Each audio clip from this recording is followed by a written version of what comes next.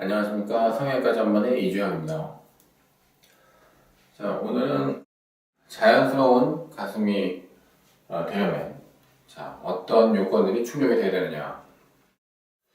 모두가 이제 부자연스러운 가슴을 원하고 가슴 수술을 받지는 않죠. 다들 이제 마치 원래 내가 타고난 가슴인 것처럼 그렇게 완벽한 유방의 모습을 갖추고 그러면서도 이제 풍성해지기를 원하는데 그렇게 하기 위해 가지고 어떠한 점들을 우리가 기억해야 되느냐. 자, 그 부분에 대한 것입니다. 제가 첫 번째로 생각한 부분은 뭐냐면은 이게 보형물을 넣는 수술이거든요. 보형물은 이물질입니다. 이물질을 넣었는데 그게 마치 내 조직의 일부인 것처럼, 내 몸의 일부인 것처럼 느껴져야 돼요. 자, 그러려면은 어떻게 되겠어요? 내 몸과 이물질 간의 비율, 거기에서 이물질의 비율이 높고 내 몸의 비율이 작으면 작을수록 이거는 이물감이 심해질 수밖에 없어요. 당연한 일이죠. 자, 내 몸의 비율은 크고 이물질의 비율은 최소화되어 있다. 자, 이 경우에는 굉장히 자연스럽겠죠. 너무 당연한 건데 그 부분을 잘 이해를 못 하시는 경우들이 많아요. 자, 왜 이해를 못 할까? 제가 가만히 생각해 봤는데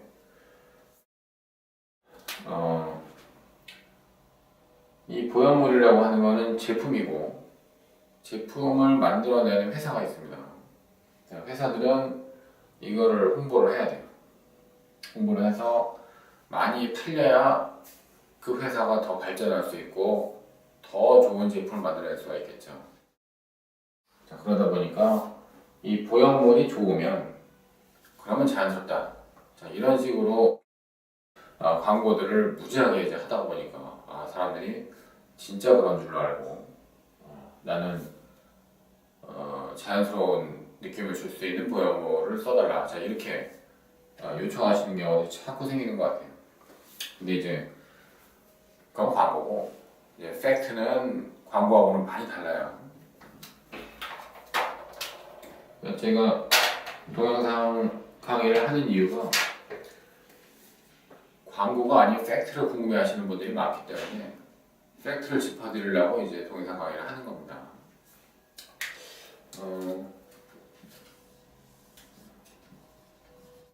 유방이 이렇게 있으면 자, 보형물이 이렇게 들어가요. 이거의 두께와 요거의 두께, 요 비율이 자연스러움을 결정한다는 거죠. 모양상으로도 그렇고 촉감상으로도 그래요. 이게 두꺼우면 두꺼울수록 이거는 진짜 가슴인 거예요. 실제로 그렇죠. 자, 근데 만약에 반대로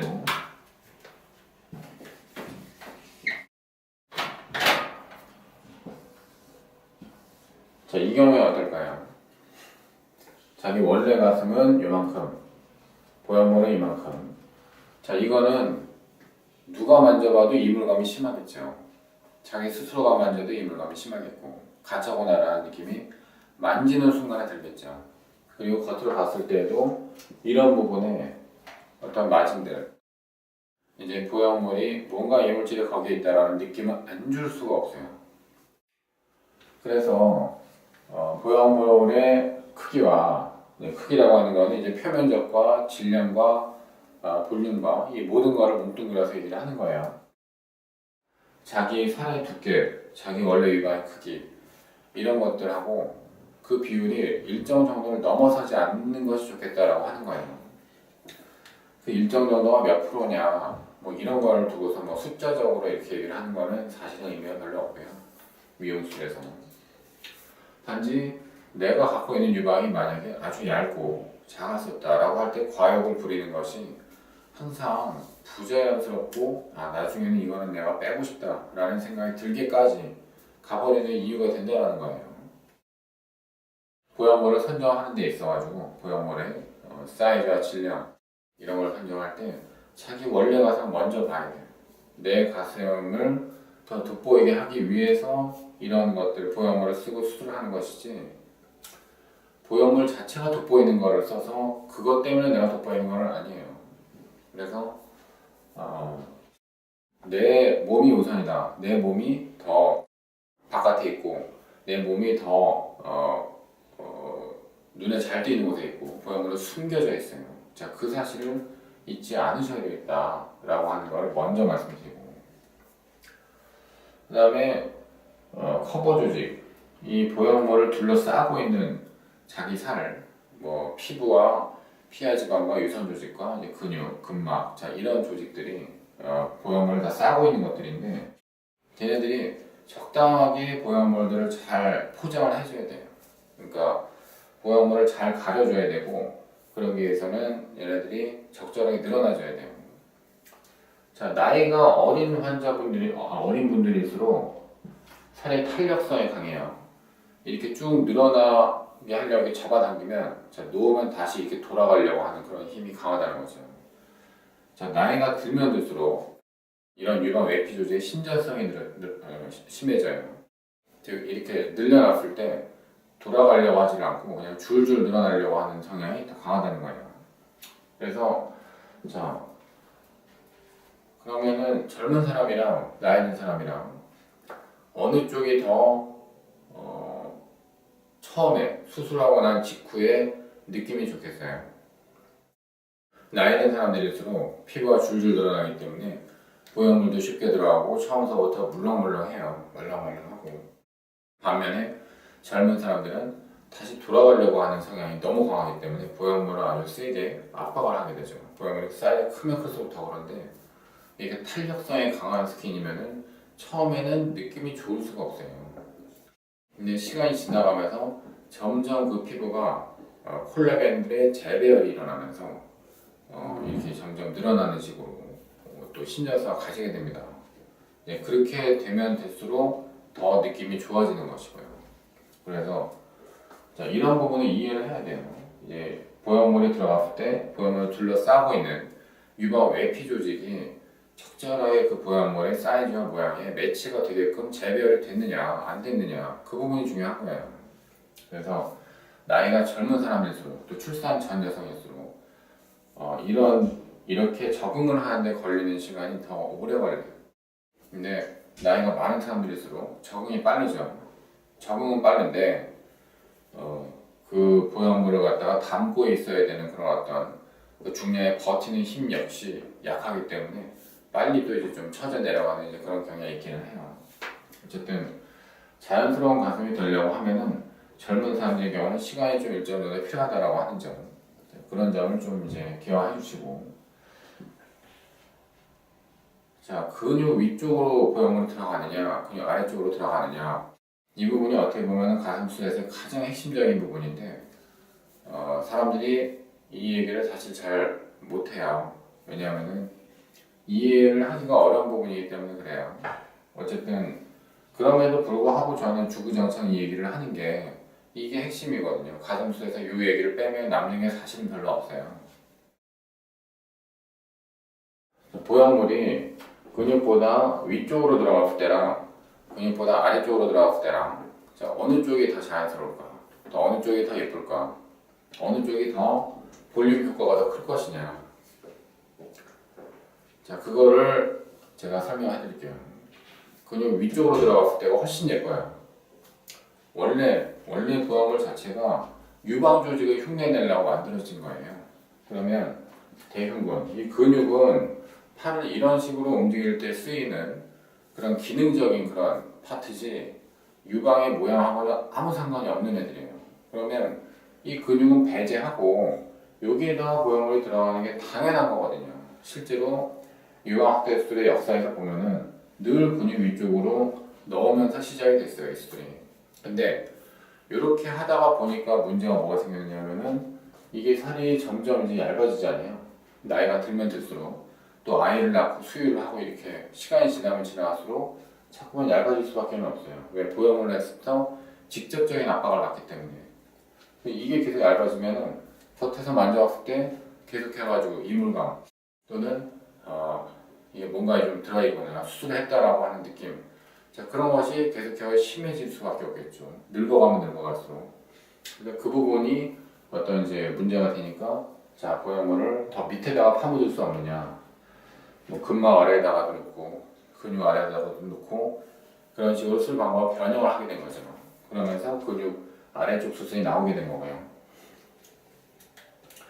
그래서 근육 아래쪽으로 넣으면은 근육 위쪽으로 하는 수술의 가장 큰 문제점, 이물감과 또 부자연스러운 어떤 마진이 형성되는 것을 막아줄 수 있다는 면에서, 즉 보형물을 둘러싸는 커버 조직을 좀 더 두껍게 할 수 있다는 점에서는 분명히 좋은 방법이 되겠지만, 그러나 보형물을 넣어서 가슴이 예뻐지게 되는 그런 이제 그 미용적인 효과는 근육 밑에 쪽이 훨씬 못하다는 거예요. 그럴 수밖에 없죠. 그래서 이중편면이라고 하는 수술도 역시 이제 나온 거죠. 근육 위쪽과 근육 아래쪽을 둘 다 장점만 취할 수는 없느냐. 자, 그런 부분 때문에 병합해가지고서 하는 어떤 절충안이 또 나오게 된 겁니다.